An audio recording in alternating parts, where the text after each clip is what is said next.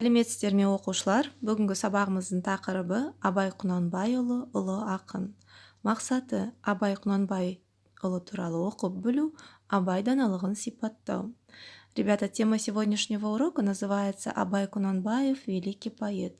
Сегодня будем говорить о казахском великом поэте. Бүгінгі қолданылатын жаңа сөздер: баспа, издательство, қолжазба, рукопись, мақтаныш, гордость, ұлы, великий, ақын, поэт, жазушы, писатель. Осы сөздерді сөздікке жазып аламыз. Енді мына суреттерге қараймыз. Ребята, если вы помните, мы с вами в 3 классе начали знакомство с Абай Кунанбаевым. Узнали о его детстве, семье, как он любил слушать сказки и рассказы своей бабушки. Тогда же мы узнали, какой он был любознательным и умным ребенком. Да? Вспомнили, ребята?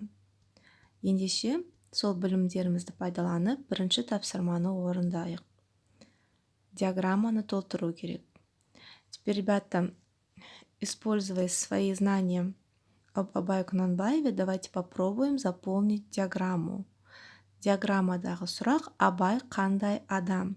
Нам нужно ответить на вопрос: какой человек Абай? Мысалы, Абай мейірімді,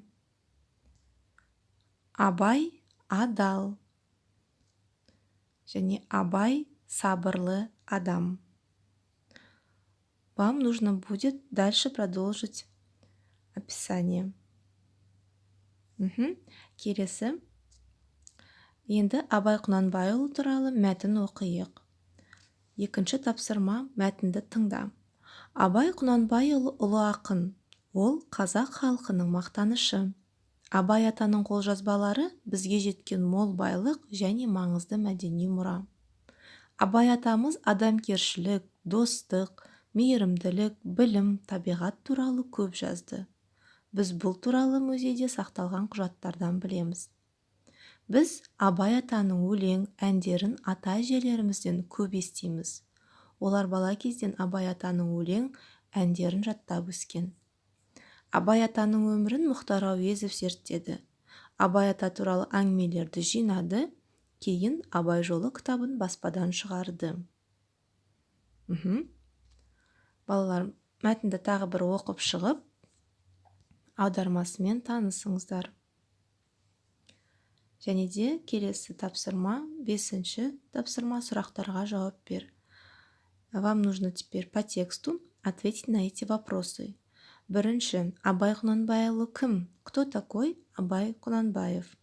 Екінші: Абай атамыз қандай болған? Каким был Абай Кунанбаев? Үшінші: Абай ата не туралы жазған? Про что писал Абай? Төртінші: Абай атаның қолжазбалары қайда сақталды? Где хранятся рукописи Абая? Бесінші: Абай ата туралы кітапты кім жазды?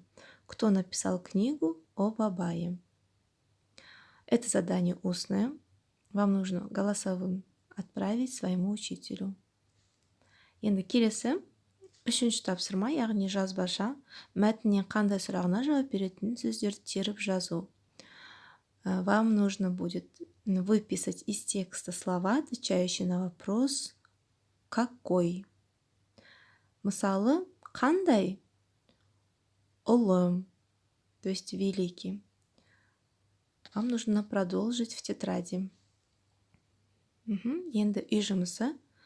4-ші тапсырма: Абай атаның өлеңін оқып, жаттап ал. Теперь давайте познакомимся с отрывками стихотворения Абай Кунанбаева. Давайте прочитаем вместе. Білімдіден шыққан сөз талаптыға болсын кез. Нұрын, сырын көруге көкірегінде болсын көз.